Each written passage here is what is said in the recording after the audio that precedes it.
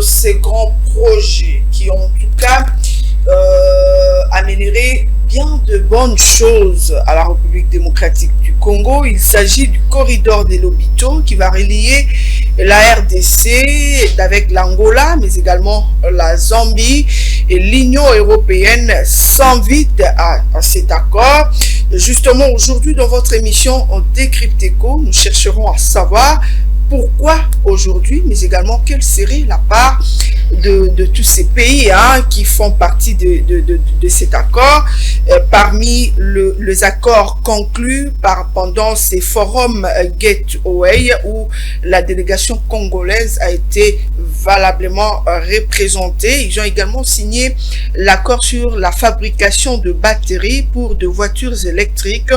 Notre économie va certainement s'exploser en rapport avec ces projets. Que doit être l'attitude du gouvernement congolais par rapport à ces grands projets où la République démocratique du Congo sera au centre? On en parle dans votre émission Décrypteco. On va également parler de ces dossiers où on a gelé, mais également on les a interdits de quitter les sols congolais. Il s'agit de hautes personnalités de la République démocratique du Congo, de l'ancien gouverneur de la BCC, Deogracias Mutombo, du PCA de la FEC, mais également des deux directeurs de la BCC et un cadre de la Robank. On parle de 25 millions de dollars américain. La balle est au camp de la justice congolaise. Que pouvons-nous attendre de cette justice? Pour conclure, on va conclure avec un dernier sujet. Ça fait débat, c'est d'actualité. Il s'agit également de la CENI. Nous le savons que le requête contre le candidature de Katumbi et Tshisekedi, la Cour constitutionnelle va rendre son verdict le lundi 30 octobre par rapport à ces dossiers, par rapport à toutes ces accusations. On va en parler, mais également en termes d'inclusivité dont a fait preuve la CENI. Que doit être également la position de la Cour constitutionnelle? Ces trois sujets seront débattus au cours de cette émission Décrypteco qui a le plaisir de recevoir pour vous Tony Antoine Dibendila et Emile Kasangalo-Pépin. Voilà, en rapport avec ces trois sujets qui seront débattus sur ces plateaux, votre plateau, dans votre émission que vous aimez tant, Décrypteco. Pour cela, nous avons le plaisir de recevoir pour vous Emile Kasangalo-Pépin, journaliste, à qui je dis bonjour Emile et bienvenue dans cette émission. Bonjour Betty Tanfomo, bonjour aussi à tous les téléspectateurs qui nous suivent de part et d'autre. Eh bien, nous sommes là pour contribuer à ces points d'actualité que nous allons essayer d'analyser sur ce plateau. Voilà, face à lui, il y a Tony Antoine Dibendila. Lui également, il est journaliste à Ecofin Télévision. Tony Antoine Dibendila, merci et bienvenue dans cette émission. Merci Betty Tanfomo. Donc je dirais que la sensibilité des questions à traiter aujourd'hui a imposé ma présence. Et donc je crois que nous aurons à apporter de la lumière et pour le bienfait pour les publics congolais. Donc voilà. Voilà, Tony Antoine Dibendila, puisque nous sommes avec vous, les dossiers corridor des Lobito qui va relier la RDC d'Angola et la Zambie, l'Union européenne s'invite à cet accord. D'après vous, en tant qu'analyste et congolais, pourquoi il s'intéresse justement à ces projets aujourd'hui? Bon, avant de prendre l'aspect de l'intérêt qui porterait certains pays occidentaux sur ces projets-là, du corridor des Lobito, je voudrais d'abord prendre l'aspect de la République démocratique du Congo. Vous avez vu une importante délégation congolaise prendre part à ces forums, c'est-à-dire les forums global Gateway, et donc la délégation congolaise a été conduite par les premiers ministres congolais. Vous voyez déjà la dimension que la République voudrait donner à ces forums et donc à tous les autres protocoles d'accord qui ont été signés au cours de ces travaux qui ont pris quelques jours. Donc moi je crois que il n'y a pas que les corridors de l'hôpital, il y a aussi l'industrie des batteries électriques. Voilà, on va également en parler, parce qu'on l'a annoncé. Les États-Unis, l'Union européenne voudraient apporter leur contribution dans le développement de ces secteurs. Mais parlons du corridor de l'hôpital. Vous savez que ces projets-là permettront de relier la République démocratique du Congo, la Zambie et l'Angola, et donc ça permettra justement à la République démocratique du Congo d'exporter le plus vite possible, parce qu'il y aura chemin de fer bien entendu, le plus vite possible ces productions minières, mais aussi de pouvoir importer le plus vite possible par les canaux de l'océan Atlantique. Donc il faudra voir que les Congo voudraient placer, la République voudrait placer beaucoup d'intérêt dans ces projets, parce que nous savons qu'aujourd'hui avec la transition énergétique et la transition énergétique, avec les changements climatiques, il y a beaucoup de défis qui se présentent. Il y a aussi les défis liés par exemple aux énergies fossiles, parce qu'aujourd'hui nous utilisons des véhicules à combustion et ainsi de suite, mais avec les batteries électriques, nous allons apporter notre pierre. La République démocratique du Congo va apporter sa pierre dans l'industrie des véhicules électriques. Et donc voilà, les Congo se présentent aujourd'hui comme un pays solution. Donc un pays solution, justement, c'est aussi par les canaux de cette industrie des batteries électriques que les Congolais pourraient apporter leur contribution. Et donc l'intérêt des États-Unis et de l'Union européenne, c'est clair. Vous savez, aujourd'hui, je l'ai bien dit, nous avons des défis climatiques énormes, la terre entière. Et donc les grandes nations, les États-Unis, la France, l'Allemagne, ainsi de suite, l'Union européenne, font partie des grands pollueurs, comme on dit, des gros pollueurs, c'est-à-dire ces nations-là qui ont des grandes industries et qui polluent l'atmosphère, et donc ils ont tout intérêt à participer au développement de tous les aspects qui pourraient permettre à ce qu'il y ait quand même atténuation des changements climatiques, et donc les développements des batteries électriques. On l'a vu également, Tony Antoine Dibendila, à chaque fois que ces pays-là promettaient une enveloppe pour ces projets, ils n'ont jamais donné cette enveloppe. Vous pensez que cette fois-ci... Non, ce sont des accords. Ce sont des accords quand il y a attente, quand les deux parties se mettent ensemble et disent voilà, on veut, parce qu'il n'y a pas que la République démocratique du Congo, il y a d'une part la RDC, il y a la Zambie, il y a l'Angola, et puis il y a les partenaires étrangers. Parce que déjà, par exemple, pour simplement les développements de l'industrie des batteries électriques, vous avez suivi il n'y a pas longtemps le ministre de l'Industrie, Julien Palu, pour le dire, la République démocratique du Congo aura besoin de dizaines de milliards de dollars pour développer cette filière-là. Imaginez, la République démocratique du Congo on a toujours besoin de autres, n'a pas de moyens pour se permettre d'aller seul dans cette démarche-là. Donc, on a besoin obligatoirement des partenaires privés ou d'autres États pour qu'ils viennent investir dans ces secteurs-là, qui sera à la fois bénéfique pour les Congo, pour ces pays-là et pour l'humanité, parce que les combats aujourd'hui, bon, de toutes les façons, il y a des climato-sceptiques, mais nous savons que réellement, selon les scientifiques, il y a des défis énormes sur le climat. Et donc, si cette industrie-là des batteries électriques est vraiment développée en RDC, ça va nous rapporter beaucoup de devises. Ça va donner également de l'emploi. Ça va donner de l'emploi, mais il restera alors les sérieux dans la gestion de ces projets-là. Vous avez évoqué cette question-là, vous avez dit, ben voilà, est-ce que les Occidentaux vont donner l'argent, ainsi de suite, sérieux dans ce qu'ils vont prendre, dans ce qu'ils prennent. Bon, mais ils ont également investi dans d'autres projets, et c'est visible.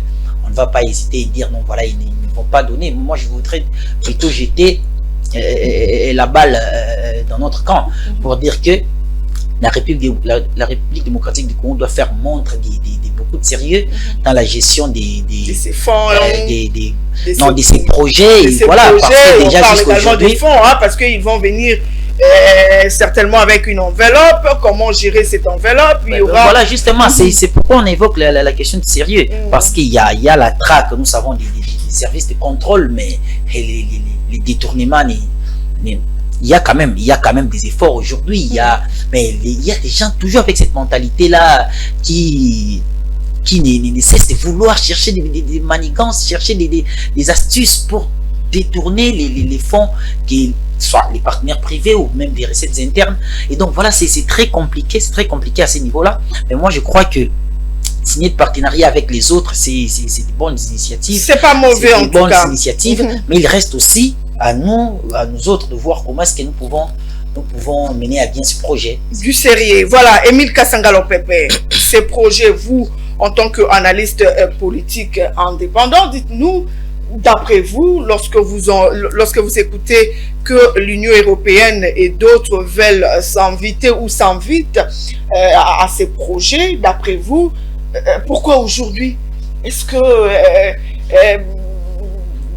dans les négociations et consorts, pensez-vous que la République démocratique du Congo a été, c'est-à-dire à la hauteur, de manière que ceux qui vont venir respectent également ce qu'ils prennent comme engagement aujourd'hui en République démocratique du Congo? D'ailleurs, pour cela, on ne parle pas que de la République démocratique du Congo, hein, on voit également l'Angola et la Zambie. D'après vous, pourquoi l'Union européenne s'intéresse à ces projets aujourd'hui, puisque c'est un projet qui date?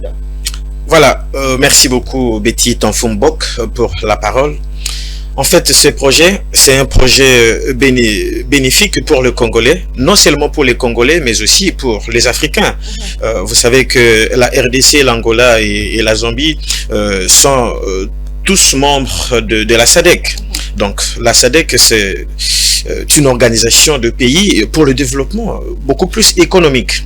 Alors, lorsque ces projets arrivent, eh bien, ça tombe au point nommé. Vous savez, les Européens sont là, là où il y a des intérêts, là où ils trouvent qu'ils peuvent gagner quelque chose, ils peuvent bénéficier quelque chose, eh bien, leur nez est toujours présent.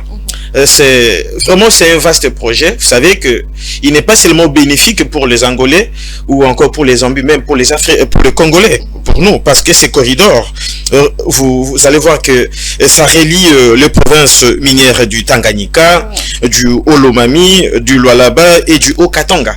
Vous savez que ça passe par là. Et pour acheminer ou conduire le minerai congolais vers la Zambie, ça demande que les infrastructures soient en bon état. Alors, dès lors que les infrastructures congolaises seront en bon état, eh bien, ce sont les Congolais qui en bénéficient. Parce que peut-être que vous ne le savez pas, ce projet lui-même a besoin au moins de 1600 emplois. Okay. 1600 emplois congolais qui seront là comme des chauffeurs, comme des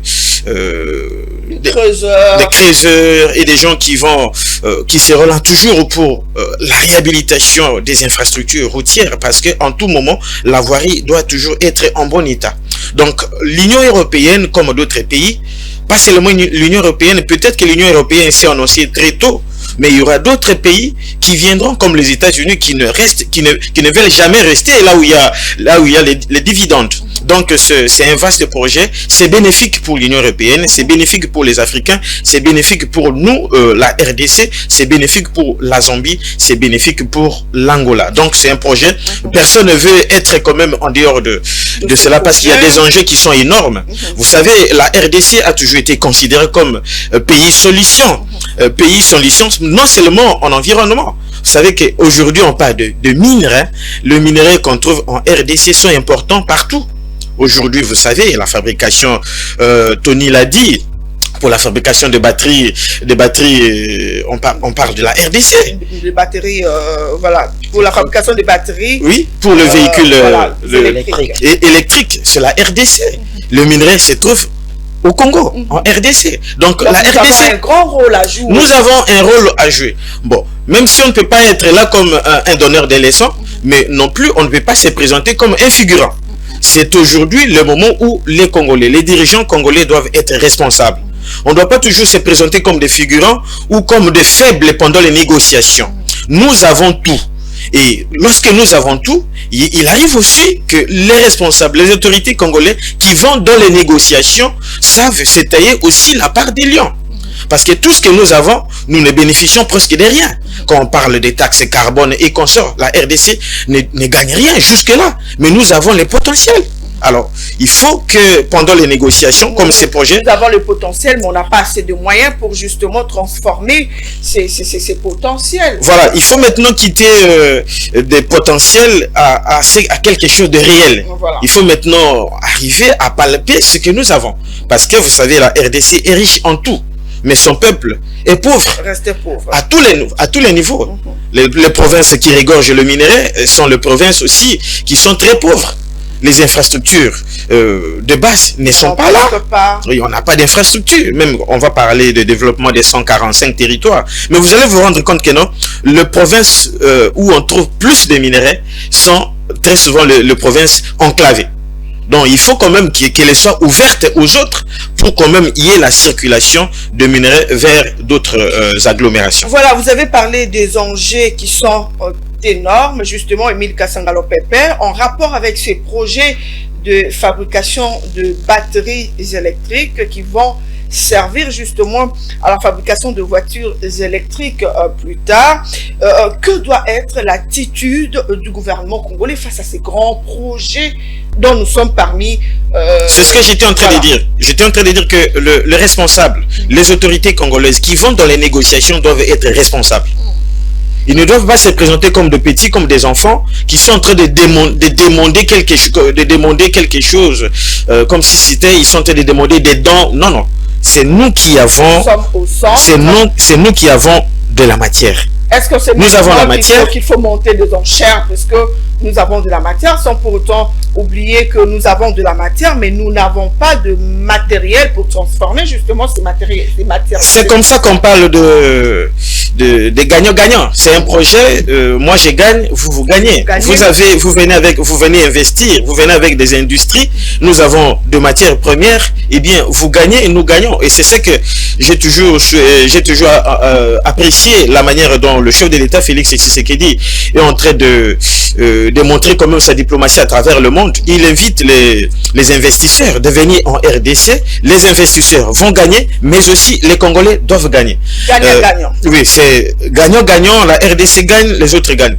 Bon, tant pis. Pour ceux qui estiment, par exemple, qu'il faut organiser des rébellions, des groupes armés pour piller, pour prendre de façon illégale. Non, c'est maintenant le moment de venir investir en RDC. On ne parle même plus de ces pays-là qui voulaient créer des problèmes pour des trucs que vous n'avez pas, mais vous voulez créer des problèmes autour de cela. Il est maintenant aux oubliettes apparemment. Voilà, chaque chose a son temps. Il y a un moment où le voleur peut voler, mais il y a les jours où le propriétaire peut se lever d'un grand courage pour dire quand même halte. Et c'est ce qu'on est en train de voir aujourd'hui. Voilà, et Tony Antoine Dibendila, les enjeux sont énormes, justement pour qu'il y ait de la clarté dans ces grands projets où les Congolais vont certainement se retrouver. Que doit être l'attitude du gouvernement congolais face aux autres? Moi, je voudrais commencer par évoquer, rappeler une chose. Les grands combats aujourd'hui, les combats les plus importants, les combats les plus importants que doit mener le gouvernement congolais, c'est celui de mettre fin à un paradoxe. C'est quoi ces paradoxes? Pour moi expliquer, nous sommes dans une république où il y a autant de richesses et la population demeure pauvre. C'est un paradoxe difficile à comprendre. Même si vous vous rendez dans une province où il y a assez de minerais, des provinces minières, vous allez vous rendre compte, dans le Lualaba, dans le Haut-Katanga, ainsi de suite, que les Congolais vivent dans une misère noire. Et c'est là les plus grands combats que le gouvernement congolais doit mener. Parlons de ces projets. Mais c'est vraiment énorme.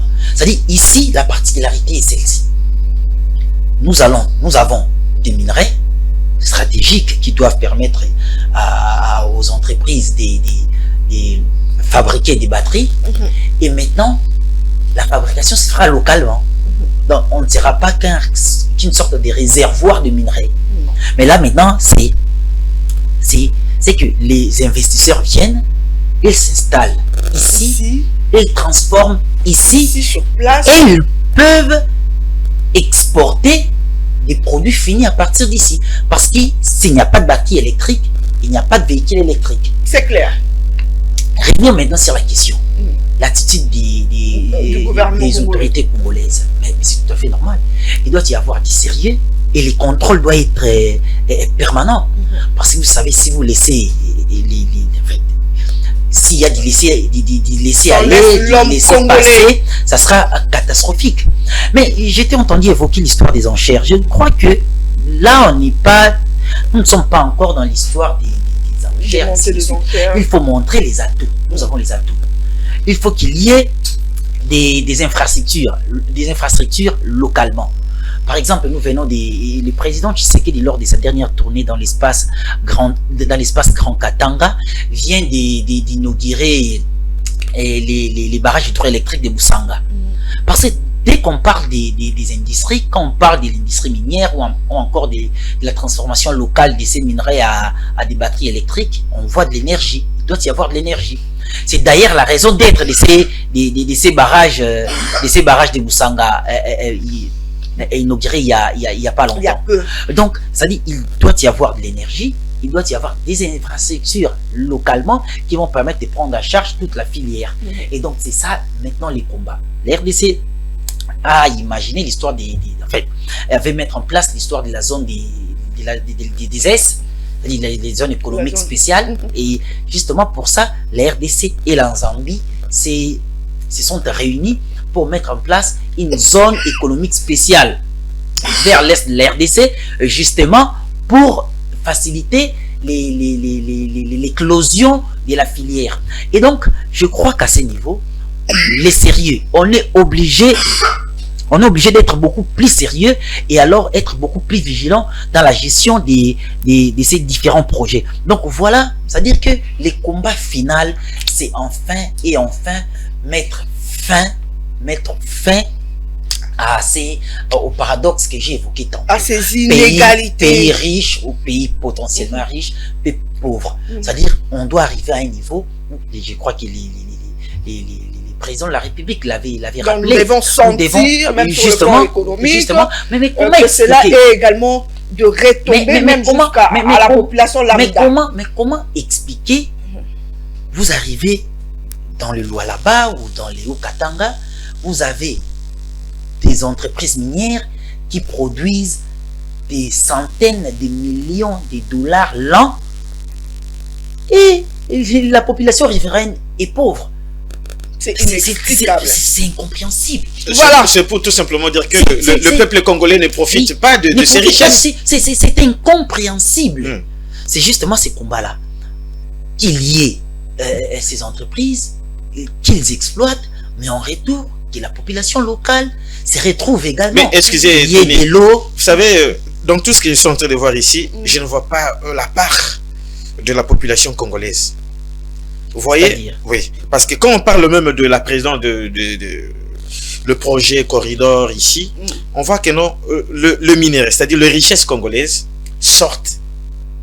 Vous voyez? Pour aller être transformés. Pour aller être transformés ailleurs pour leur exportation. Pour leur exportation. Justement, Émile, lorsque nous parlons de batteries électriques, ces batteries-là vont être fabriquées localement, il y aura création d'emplois. Alors là, il y a deux projets. Il y a deux projets dont l'un est entièrement bénéfique. S'il vous plaît, c'est mon temps de parole. Vous m'avez piqué mon temps de parole. Et donc, je disais, il y a les développements de la filière des batteries électriques. C'est que j'ai dit, ce sont les entreprises qui vont investir ici sur place. Il y aura des emplois qui seront créés. Et au-delà de ça, il y aura également un transfert d'expertise. On pourra avoir des Congolais sur place capables, parce que de toutes les façons, si ces entreprises-là viennent aujourd'hui, on n'a pas encore assez de Congolais localement là-bas qui savent comment travailler dans les filières des batteries électriques. Ça sera une nouvelle usine. Ils doivent apprendre pour développer une main-d'œuvre sur place, et à partir de là, cette main-d'œuvre, ce seront des emplois directs. Ce seront des emplois directs. Mais imaginez un peu, investir des dizaines, je crois plus de 30 milliards de dollars pour développer ces secteurs-là. Vous imaginez les retombées? les développements des infrastructures, ce sera avantageux. Il y aura des entreprises qui vont venir, des touristes, ainsi de suite. Il y aura des hôtels qui seront construits. Il y aura l'obligation de construire des belles cités, des cités modernes. C'est bénéfique directement pour la population. C'est pourquoi moi, je voudrais souligner le fait que tout, au-delà de ces partenariats, lorsque les investissements vont suivre, parce que les démarches n'ont pas commencé avec le forum global. Non, ça a commencé bien avant. Il y a déjà, nous avons vu les ministres de l'industrie, c'est pulmoner, faire le monde entier, en Chine, et le ministre de l'économie, aller d'ailleurs plaider lors d'un forum en Inde, forum Afrique-Inde. Il a plaidé pour le ministre de l'économie, donc il a plaidé pour qu'il y ait plus d'investissements indiens en République démocratique du Congo et même dans les secteurs des industries, comment est-ce qu'on appelle ça, dans le secteur minier, ainsi de suite. Voilà. Et même les Japon, nous avons suivi il n'y a pas longtemps une délégation venue du Japon, et même je crois l'ambassadeur japonais ici proposer une sorte d'expertise, mais aussi vouloir investir dans les secteurs miniers. Et donc moi je voudrais dire, aujourd'hui, il y a d'une part, les partenaires étrangers, mais d'autre part, les autorités congolaises qui doivent, et j'insiste, faire preuve de beaucoup de rigueur, de beaucoup de sérieux. Voilà. Émile Kassangalo-Pepe, vous vous basez sur quoi quand vous dites que cela ne va pas profiter directement à la population congolaise? Alors, parce que la destination qu'elle prend, vous voyez la destination, on dit, il y a un corridor là, Angola, Zambie, RDC. Pour quelle destination? C'est vers l'extérieur. C'est-à-dire que pour la Zambie, ça va d'abord en Zambie et après ça va prendre d'autres destinations. C'est-à-dire il sera exporté, c'est pas pour la France, pour les États-Unis et d'autres pays. Est-ce que le Congolais connaît son bénéfice? Qu'est-ce que les Congolais vont bénéficier dans ça? Parce que c'est le minerai congolais. Ce sont le minerai congolais qui traverse. Certainement les autorités congolaises. Voilà, d'abord on va collectionner le minerai de la province de Lomami, de Tanganyika, de Lualaba. Il y a 3 provinces richement en minerai. Mais qui vont prendre quelle direction? Moi, je serais encore plus heureux. Je serais très heureux si on nous disait que donc les usines de transformation de ce minerai-là seront installées au Congo et que les investisseurs viendront travailler en RDC. Là, je serais encore très heureux. Parce qu'à ce moment-là, même la main-d'œuvre locale, le Congolais, le petit peuple serait là encore engagé. On parle de 1600 employés, mais c'est petit. Par rapport, quand vous prenez 1600 employés, peut-être ceux-ci viendront de l'Angola, d'autres de la Zambie, de la RDC. Mais si ces usines sont installées ici en RDC, comme ça sera le cas avec les usines de batteries pour la fabrication de voitures électriques, ça serait encore une bonne chose. Pour moi, je pense que le projet ici n'est pas totalement le bienvenu pour moi. Donc c'est pas encore clair jusque-là. Ce n'est pas très clair parce que la destination et la fin de nos minerais n'est pas connue. Donc on n'a pas encore fini avec le Rwanda, avec cette mais on s'arrange. On s'arrange pour canaliser quand même nos minerais pour sortir de notre pays. Moi je voudrais réparer quelque chose. Allez-y, réparer vite parce qu'on doit changer de sujet. Mais je crois que les corridors n'aura pas que de flèches aller. C'est-à-dire qu'on est au Congo, on prend le minerai, on apporte ailleurs. Non, il y aura aller-retour. C'est-à-dire, au même moment, on crée un trafic entre les 3 pays-là. Au même moment, on crée vraiment un trafic intense. Mais attends, j'arrive. La population. Oui, j'arrive justement. Certainement, ils veulent savoir. J'arrive justement. Ça va pour être comment on dit, transformé comme ça. Vous pensez que ça va encore revenir? Non, j'arrive justement. Allez-y. J'arrive justement. Nous sommes dans plusieurs terrains à la fois. Je dis ceci. Ça va d'abord créer un trafic important entre la République démocratique du Congo, la Zambie et l'Angola. Il y aura bien entendu nous allons gagner en termes de temps, de timing. Aujourd'hui, on a des matières premières qui sortent, certes, mais c'est par véhicule et par c'est évidemment pas des grandes quantités comme ça sera le cas avec les trains. Vous voyez, c'est-à-dire on gagne en termes de temps parce que là on ne passera plus par je crois, la Zambie pour voir aller de l'autre côté. Ça, on part directement vers l'Atlantique. Vous comprenez? Et au-delà de ça, on est en train de développer on l'a évoqué ici, des batteries électriques. Mais on aura du mal à exporter ces batteries-là si les corridors n'est pas mis en place. On va exporter, il y aura des fabrications locales. C'est des grandes industries venaient à s'installer dans ces pays. Ils se mettent à fabriquer des batteries de l'autre côté. On va exporter comment s'il n'y a pas de corridor? On va continuer à prendre les chemins qui prennent les véhicules pour aller vendre les matières premières. Vous voyez, mais avec les corridors, on aura plus de rapidité pour atteindre l'Atlantique et puis aller de l'autre côté. Donc, vous voyez, c'est-à-dire, moi, je crois qu'il y aura une forte valeur ajoutée pour nos matières premières, mais également, ça va créer de l'emploi directement pour la population locale. Voilà, on doit en tout cas changer des Oui, mais je dois quand même mettre un dernier avis par rapport à ça. Alors, je voudrais dire seulement à Tony que lorsque les trois chefs d'État se réunissaient ce jour-là, le but du corridor était d'abord de faciliter les transports de leurs minerais vers l'extérieur. Oui, mais c'est ça le but. Voilà. Non, alors, pas l'unique but. Non. Le but c'est d'abord ça. Non, l'un des objectifs. On peut parler du but c'est les transports de minerais vers le marché extérieur. Voilà. Et non le contraire. Et non les contraires, jusque-là, et non les contraires. Mais non, on va pas... Vous avez suivi la cérémonie officielle. Il ne faut pas me dire... On fait seulement la sortie. On crée des chemins de fer pour des flèches aller, c'est fini. Non, c'est possible qu'il y ait des flèches retour. Mais le but premier reste acheminer le minerai vers le marché extérieur. Non, les grands Katanga, c'est pratiquement une partie enclavée de la République. Ça, vous le savez quand même. Avec les corridors, on aura accès également à des importations. Qu'est-ce qui va entrer par là? Qu'est-ce qui va entrer par là, par exemple? Par les ports de Matadi.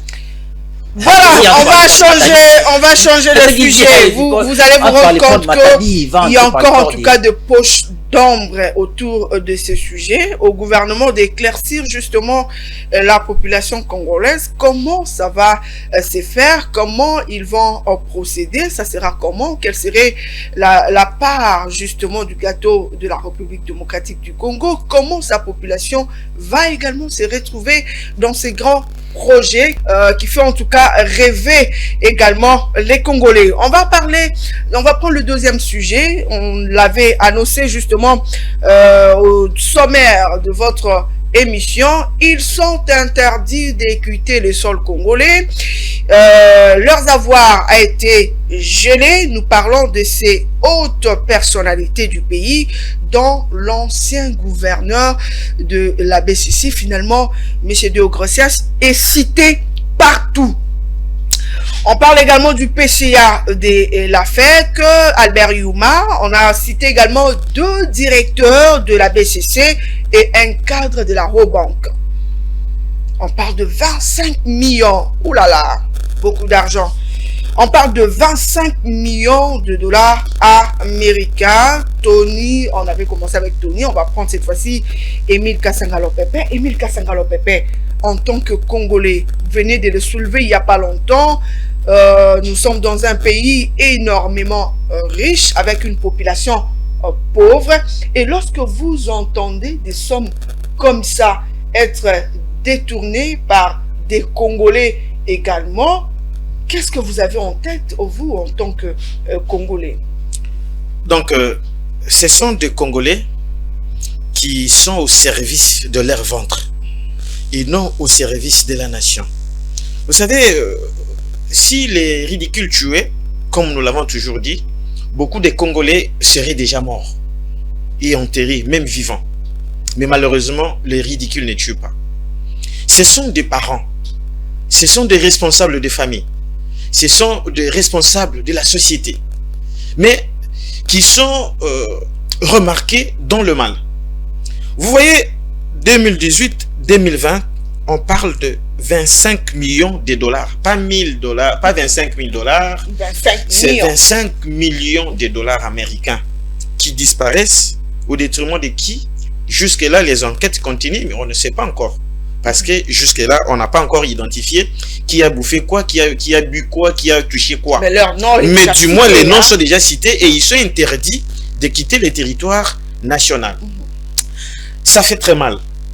Et ce n'est pas le premier chiffre à être entendu par les Congolais. Porté disparu. Et comment est-ce que c'est possible qu'une somme pareille peut disparaître mystérieusement dans des banques congolaises? Il y a à boire et à manger. Moi, je pense que c'est comme les enquêtes sont en cours et que la justice est en train de faire ce qu'elle doit faire, même si cette justice ne nous a pas encore... Avant de prendre le point sur la justice, avant de nous dire que doit être le comportement de la justice congolaise ou que devons-nous attendre justement de cette justice, on reste d'abord sur votre point de vue en tant que Congolais. Vous, Tony Antoine Dibendila, lorsque vous écoutez de telles sommes, alors qu'il y a d'autres catégories de Congolais qui croupissent dans la misère. D'abord, il faut contextualiser la question, la situation actuelle. Vous savez qu'il n'y a pas longtemps, depuis l'arrivée du président Tshisekedi du pouvoir, il avait promis de mener une guerre farouche contre les détournements des deniers publics. Le détournement a été monnaie courante. Bon, je voudrais également souligner une chose. La présomption d'innocence est encore requise pour l'instant pour les précités. Il y a l'ancien gouverneur de la Banque centrale, Léo Garcias Mutombo, il y a le président de la Fédération des entreprises du Congo, Albert Yuma, et il y a d'autres personnalités de haut niveau, et responsables de la Raobank et d'autres directeurs d'autres entreprises ici. C'est-à-dire que on parle de 25 millions de dollars. Et il faudra rappeler que c'est d'après un rapport de l'inspection générale des finances que ces décisions ont été prises par la Cour des comptes. Gel des avoirs d'une part et interdiction de quitter les territoires congolais d'autre part. Et je voudrais souligner une chose. Je suis tombé il n'y a pas longtemps sur un communiqué, les communiqués d'une organisation de la société civile locale qui est quand même crédible, c'est l'ODEP, l'Observatoire des dépenses publiques, qui a publié un communiqué à charge contre la Cour des comptes. D'ailleurs, ce communiqué est également passé ici chez nous, oui, nous l'avons traité. Ben, je crois que s'il y a irrégularité dans le procédé de la Cour des comptes, ben, je crois que ce n'était pas le moment. Ce n'était pas le moment. C'est-à-dire que on risque d'avoir l'impression que l'ODEP voudrait protéger certaines personnes. En tout cas, c'est l'impression que moi, quand il y a un communiqué comme ça, je cherche contre la Cour des comptes. Lorsque par exemple, on viole justement... écoutez, madame oui, Betty, je vais vous dire une chose. Allons-y. Vous savez, au Congo, c'est devenu, c'est-à-dire que une sorte de quotidien, c'est-à-dire quelque chose de normal, de porter correction à tout bout de champ aux instances judiciaires de la RDC. Dans les 10 communiqués, on critique la Cour des comptes. On dit voilà, la Cour des comptes devait... L'ODEP parle plutôt de principe. La Cour des comptes devait se comporter... L'article 39 de la loi organique numéro 18 voilà, j'avance. novembre a été justement actionné. Oui. Voilà. L'ODEP accuse la Cour des comptes d'avoir violé certains principes. Voilà. Mais je crois que la Cour des comptes a aussi son explication et puis sa compréhension du même principe. La Cour des comptes a sa compréhension du même principe. Et moi, je ne vois pas comment est-ce qu'une organisation de la société civile, crédible soit-elle, vienne remettre en cause la démarche de la Cour des comptes. Surtout que cette Cour des comptes agit après un rapport de notre service crédible, l'inspection générale des finances. Vous savez, et pas n'importe quelle inspection générale des finances, celle de Gilles Alinguetti. Vous imaginez? C'est-à-dire que on est c'est-à-dire que une sorte de mépris pour moi à l'égard de la Cour des comptes. Et donc, dit également que la procédure n'a pas été. C'est ce que je dis. Je risque de me répéter. C'est ce que j'ai dit. Voilà. Moi, je dis que c'est inopportun. C'est inopportun. Ces communiqués-là, ils ne pouvaient pas, l'ODEP ne pouvait pas le rendre public maintenant. C'est comme s'il prenait, position en faveur des personnes incriminées. Des personnes incriminées. Il fallait laisser la démarche aller jusqu'au bout. Et après, si l'ODEP peut avoir des critiques à apporter, et je vous dis, alors que le principe est biaisé, il faut quand même c'est qui vous dit que le principe est biaisé. Justement, dans le communiqué de l'ODEP, je l'ai dit, c'est la prise de position de l'ODEP.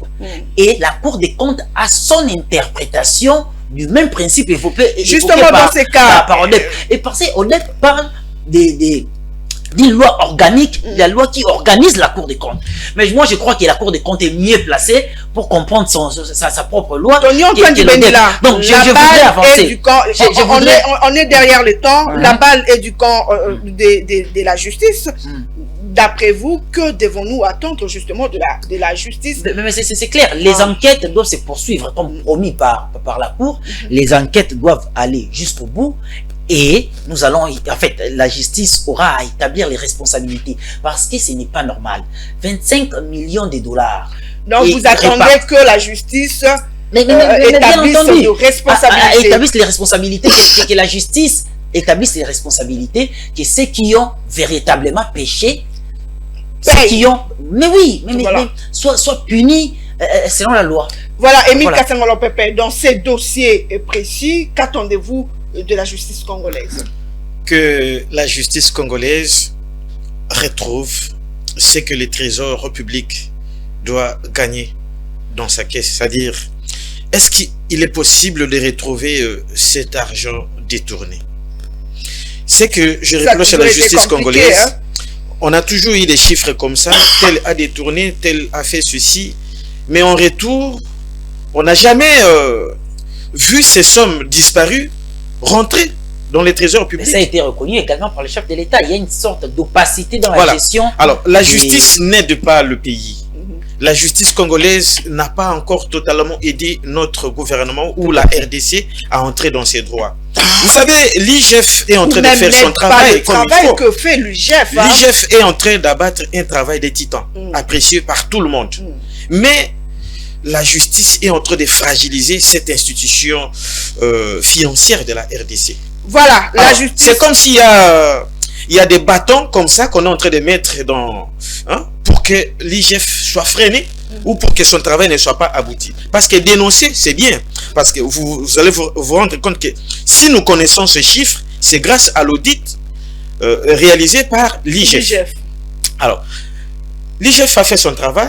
Il arrive maintenant à la justice. Vous allez vous rendre compte que non, après un moment donné, vous allez voir Deogracia Mutombo, Albert Yuma, Jacques Kamenga retrouver quand même la liberté et leurs comptes seront libres et ils vont jouir de tous leurs droits comme si de rien ne se passait. Voilà, nous sommes arrivés à la fin, mais avant de conclure, on va prendre justement ces derniers dossiers. Requête contre les candidatures de Katumbi et de Tshisekedi. La Cour constitutionnelle va rendre donc le verdict le lundi 30 octobre. Tony Antoine Dibendila, il y a eu plusieurs accusations autour de Katumbi, mais également autour de Tshisekedi. Vous avez suivi certainement ces dossiers de près. Dites-nous, est-ce que les autres candidats-là n'avaient pas raison d'aller justement porter ces dossiers au niveau de la Cour constitutionnelle? Ce sont des démarches purement politiques. J'ai suivi cette Kikouni, cette Kikouni c'est un troubadour, c'est un trouble fait. C'est-à-dire que je l'ai suivi. Un candidat président de la République, vous dites que c'est un troubadour. C'est un figurant. Mais oui, c'était figurant. Oui, c'est fort ça. Il est quand même parmi les candidats. Il ne faut pas le minimiser. Voilà. Non, je n'ai pas minimisé. J'ai mis les choses à leur place. C'est-à-dire que j'ai suivi cette Kikouni qui remettait en cause les noms du président Tshisekedi et ainsi de suite. Vous voyez, je ne peux pas suivre une histoire comme ça. Il n'y a pas que lui qui a parlé de ces dossiers. Il y a également le parti de Delis Sassanga qui également martèle sur ces points-là. Je dis ceci, la Cour constitutionnelle est en train de traiter ces dossiers-là, et je crois que déjà la CNI, parce que je suivis je crois le porte-parole, Eric Yakiese, l'avocat du parti Katumbi, le suivi, il y a la CNI qui se défend, parce que la CNI a considéré que les 24 candidats présidents de la République pouvaient être éligibles, et donc elle a envoyé leur dossier à la Cour constitutionnelle. Donc il y a un souci d'inclusivité. C'est-à-dire la CNI a voulu faire preuve d'inclusivité. Elle a étudié les dossiers, la CNI a ses experts, que la Cour constitutionnelle également doit faire preuve de cette inclusivité. Et s'est rendu compte, non, pas forcément la Cour, c'est la plus haute juridiction. La CNI s'est défendue, et puis elle a envoyé les dossiers à la Cour constitutionnelle. Maintenant, la Cour est en train d'étudier au cas par cas. Au nom de la paix, c'est pas forcément au nom de la paix. Si toutes les pièces présentées par les candidats, et que les pièces là sont correctes, mais pourquoi la Cour constitutionnelle va invalider les individus? Après, il y a toujours des combats derrière, des combats politiques derrière. Il y a des extrémistes qui soutiennent le pouvoir, qui veulent voir certains candidats tomber, et il y a de même à l'opposition certains extrémistes, les radicaux, qui veulent voir Tshisekedi. Mais cette histoire de cette histoire de non, Tony Antoine Dibendi là, vous le savez également, dans l'administration, ça pose problème. Hein? Lorsque dans votre papier, par exemple, on écrit Betty Tanfumu Bangala, et que prochainement on dit Betty Bangala Tanfumu, c'est quand même Betty Tanfumu. La CNI a étudié les dossiers. Voilà. De chaque candidat. Les experts de la CNI se sont rendus compte qu'il n'y a pas de problème. Ces dossiers-là sont corrects. Ils ont pris les dossiers, ils ont envoyé. Mais moi, je vous renvoie en 2018. Il y a eu 6 candidats écartés. Il y a eu Jean-Pierre Bemba, entre autres Jean-Pierre Bemba qui a été écarté. Il y a eu l'autre, la dame là qui a été acceptée cette fois-ci. La maman combolisation. Celle de la combolisation, voilà. Son nom m'échappe, qu'elle m'excuse. C'est-à-dire qu'elle a été écartée la fois passée. Cette fois-ci, la CNI s'est rendu compte que tous les dossiers sont corrects. Elle a envoyé à la Cour constitutionnelle. Mais maintenant, à la Cour d'étudier également les dossiers. Si la Cour considère que les dossiers de tous les candidats présidents de la République sont corrects, qui sommes-nous pour remettre en cause les points de vue? Mais justement, Tony Antoine, la Cour, elle va se prononcer le lundi, au cas où la Cour venait à invalider d'autres candidats. Comment voyez-vous l'avenir de ce processus électoral? Donc, moi, je crois que les soucis profonds des démocrates, c'est que tous ceux qui veulent aller en compétition, qu'on les laisse partir. Voilà. Ça, c'est le souci profond. Qu'ils puissent prendre part. Mais il y a également les contraintes liées à la justice. Si la haute cour rend un arrêt, la Constitution est claire au regard de l'arrêt de la Cour constitutionnelle, rien ne peut contredire cet arrêt. Voilà, rien ne peut contredire cet arrêt. Si la Cour constitutionnelle considère qu'il y a des candidats qui doivent être écartés, qui sommes-nous pour protester? Mais les soucis profonds des démocrates que je suis, si on écarte je souhaite qu'il y ait, je souhaite, vous n'êtes personne pour demander également qu'on voit cela. Mais bien sûr, d'accord, voilà. Mais Félix Tshisekedi a déjà été candidat dans ces pays. C'était d'ailleurs sous l'ancien président Kabila. On connaît le régime Kabila avec sa répression et ses méthodes dures. Mais son dossier a été accepté. Pourquoi voilà, Émile Kasangalo-Pepe, êtes-vous d'avis comme Tony Antoine Dibendi qu'aujourd'hui, s'il arrivait à la Cour de mettre hors jeu d'autres candidats, nous n'avons rien à dire ou rien à faire? Non, on peut dire ce qu'on veut, on pourrait dire ce qu'on veut, mais ce sera la décision finale. Après une telle décision, comment voyez-vous l'avenir justement de ces élections? D'abord, madame, il n'y aura pas un seul candidat qui sera invalidé. là, c'est vous qui le dites. Hein. Oui, d'ailleurs. Espérons que ça sera on le va cas, se retrouver. Oui, d'ailleurs. mais selon plusieurs sources, Nous allons nous retrouver la semaine prochaine. Selon Ici, plusieurs peut-être, sources, on va en parler, On en parle. même à la fin. Voilà. Il n'y aura pas un seul candidat qui sera invalidé. Noël Tchani a raté une occasion de se taire. Oh, Il a mais raté quand une même occasion. candidat, il avait également... Il a raté vraiment une occasion de se taire. Le droit de Parce parler. qu'on ne peut pas présenter comme pièce un article publié sur un journal de Jeune Afrique comme preuve pour parler de la nationalité de Moïse Katumbi. Il y a un document, et l'unique, qui atteste que tel est congolais, c'est le certificat de nationalité. Dès lors que M. Katumbi a son certificat à présenter ce pièce, normalement, on n'a rien à lui reprocher. Et Tivouadi a voulu peut-être se faire entendre, j'ignore, à défaut de, par manque de qualité, par défaut de qualité, et sa requête a été tout simplement rejetée. Parce qu'il n'est pas candidat président, il ne peut pas se retrouver là. En parlant de cette Kikouni, eh bien, il revient, il a droit parce que... Il a droit au même niveau que des pères et des mères. Hein? Bien sûr, Voilà. ils sont tous candidats président de la République, mais le problème c'est que il y a de degrés, il y a l'un qui est poussé, c'est pas par quoi, il est piqué par quelle mouche. Il y a un problème. Noël Tchani doit avoir des problèmes contre Moïse Katumbi. Parce que depuis qu'il a commencé, nous l'avons suivi dans des plateaux de télévision, c'est comme si son projet de loi est monté contre... C'était pas impersonnel en tout cas. Ça n'a jamais été impersonnel, comme Voilà. on l'a toujours dit, la loi est impersonnelle, mais lui, dans sa tête, il n'a jamais conçu un projet de loi impersonnel. Alors, c'était vraiment une occasion, peut-être, de se faire entendre, parce qu'il est candidat, même ceux qui ne le connaissaient pas, pour qu'ils puissent le voir. Question d'avoir même 2 voix, 3 voix au prochain scrutin. Mais sinon, il n'était pas une occasion pour que Noël Tchani puisse s'élever une fois de plus devant la plus haute juridiction du pays pour dire que Katumbi n'est pas congolais. On parle parce qu'il a une pièce qui atteste qu'il est congolais. Voilà, on dit que la CENI a fait preuve de l'inclusivité. Pensez-vous également que la Cour constitutionnelle doit faire preuve de cela pour qu'il y ait paix et que les élections s'organisent? La Cour constitutionnelle ne pouvait que... Non, je disais, la CENI ne pouvait que faire ça, parce que tout le monde a déposé comme ses dossiers, normalement. CENI a demandé les documents que tout le monde a déposé. Donc, dès lors que moi je vis avec mes documents et qu'ils sont au complet, ils ont rempli les critères. Il n'y a rien à écarter l'un ou l'autre parce que sa tête n'est pas bonne ou sa tête ne plaît pas à Kadima ou c'est pas à qui. Non, ils ont déposé leur dossier en bonne et due forme. Ils ont droit au même traitement.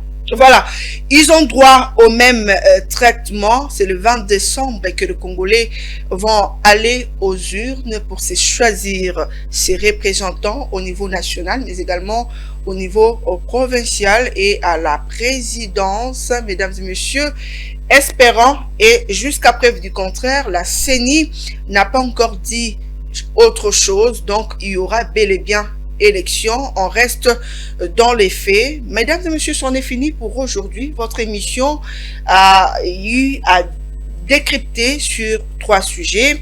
Nous avons commencé par les corridors des Lobito qui va relier la RDC, l'Angola et la Zambie, l'Union européenne qui s'invite à cet accord.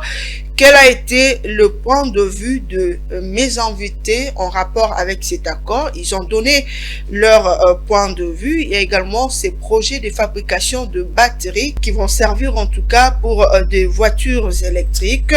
Sur le plan économique, la République démocratique du Congo est au centre de ces projets.